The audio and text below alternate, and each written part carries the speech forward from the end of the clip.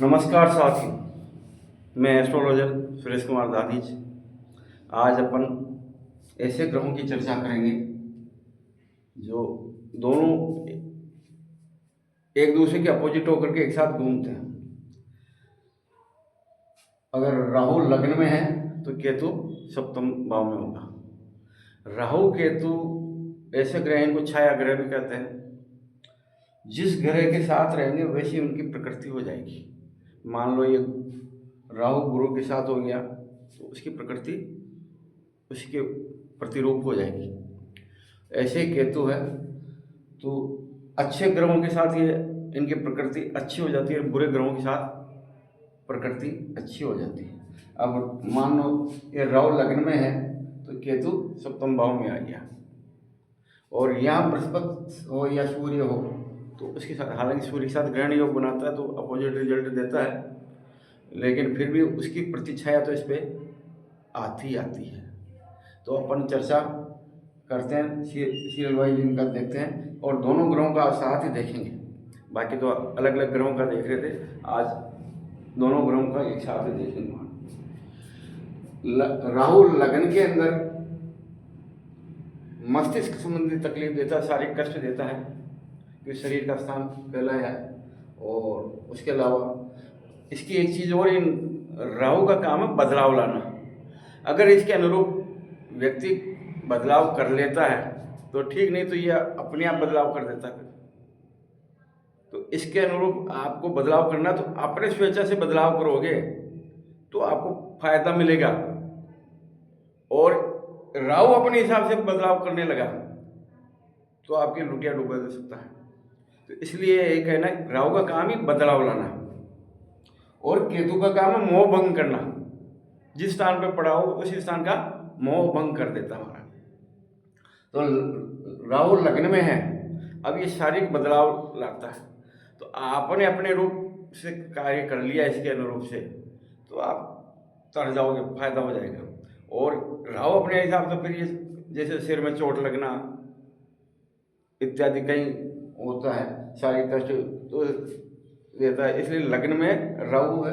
अब धन भाव में आ गया तो यहाँ पे परिवार का आ गया, धन का हो गया, तो परिवार और धन से संबंधित बदलाव हो गया। तो ये लग्न में राहु हुआ तो सप्तम भाव में केतु हुआ तो ये पत्नी से मोह भंग कराता है, पत्नी से संबंधित मोह भंग करवाता है हमारा। तो ये दोनों ग्रहों का ही मैं बता रहा हूँ। अब राहु धन भाव में चला गया दूसरे स्थान पे, तो धन भाव में चला गया तो ये परिवार से संबंधित बदलाव करवाएगा, धन से संबंधित बदलाव कराएगा। और इधर केतु अष्टम भाव में आ गया तो ये आयु संबंधित तकलीफ देगा। उस आदमी के पेट से संबंधित तकलीफ हो सकती है, स्वास्थ्य गड़बड़ा सकता है। तो ये धन में अगर ये उचका हुआ तो आपको फायदा दे जाएगा, समझिए ना।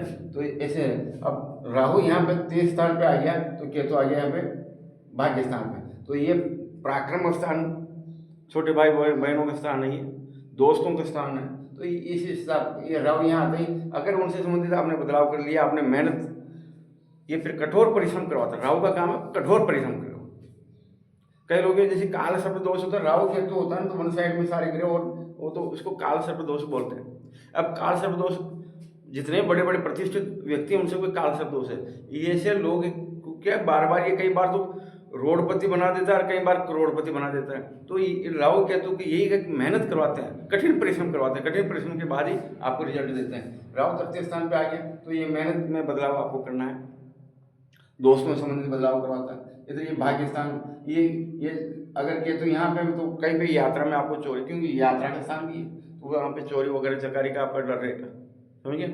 अब आ गया चतुर्थ भाव में। चतुर्थ भाव में ये घर परिवार, ये आपके मकान सुख सुविधाओं का है, तो ये माता का भी स्थान है तो माता से संबंधित तकलीफ देता है। और दसम भाव को देखता है इसलिए पिता को भी तकलीफ देता है। और ऐसे दसम भाव में केतु आ गया, तो केतु आ गया तो आपको क्या हो गया, सदावर्त समाज कल्याण विभाग नगर परिषद जैसा उसमें आपको ये फायदा करवा सकता है।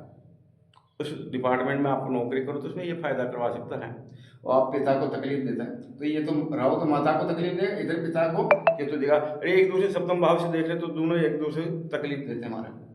अब इधर पंचम भाव में राहु आ गया तो इधर लाभ भाव में केतु चला गया, तो इधर ये लाभ भाव इस पंचम भाव में बुद्धि को बिगाड़ देता है, आपके इष्ट देवता को बिगाड़ देता है। कभी भी आपके भगवान में आस्था नहीं कर पाओगे आप, और कभी भी आपके इसमें क्या ना ईश्वर भक्ति में प्रॉब्लम आएगी, कभी मन नहीं लगेगा उसमें, कभी अगरबत्ती दीपक जला लिया तो जला लिया, नहीं किया तो नहीं किया, बुद्धि को आपको थोड़ा बिगाड़ के रख देता है।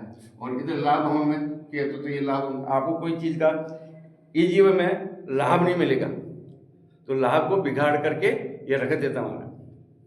तो कठिन परिश्रम के बाद बिल्कुल थक जाओगे, आप हताश हो जाओगे, इसके बाद आपको लाभ मिलेगा। अब इधर छठे भाव में आ गया तो आपके रोग स्थान पे, तो रोग को बिगाड़ता है। और उधर केतु चला गया द्वादश भाव में, तो केतु द्वादश भाव में चला गया ना, तो केतु क्या करता है, आपको व्यय स्थान को बिगाड़ करके रख देता है, व्यय स्थान को बिगाड़ कर रख देता है। तो ऐसे ही सप्तम भाव में अब राहु आ गया, केतु लग्न में चला गया।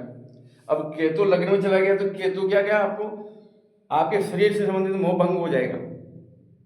और इधर सप्तम भाव पत्नी का होता है, पत्नी स्थान को बिगाड़ देता है। तो जहाँ मतलब जिस स्थान पे जाएगा उसी संबंधित बदलाव लाएगा। अब बार बार ऐसे लोगों की शादी इसी वे में नहीं होती, फिर उनको तलाक हो जाता है, पति पत्नी में विचारों में मतभेद बना रहता है।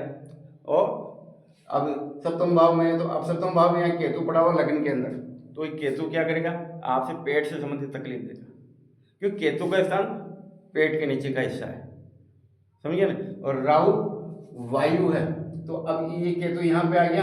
अब अष्टम भाव में राहु आ गया, तो धन भाव में केतु है, तो धन भाव को केतु बिगाड़ देगा। इधर आयु का इसको ये आपके बिगाड़ देता है, व्यापार में को भी बिगाड़ के रख देगा। ऐसे ही नवम भाव में राहु चला गया और केतु पराक्रम को चला गया था, तो ये आपको एक जगह टिकने नहीं देगा, राहु एक जगह टिकने देगा, कहीं यात्रा रहेगा लेकिन यात्रा में आपको फायदा नहीं मिलेगा। ऐसे उधर मेहनत को केतु बिगाड़ेगा।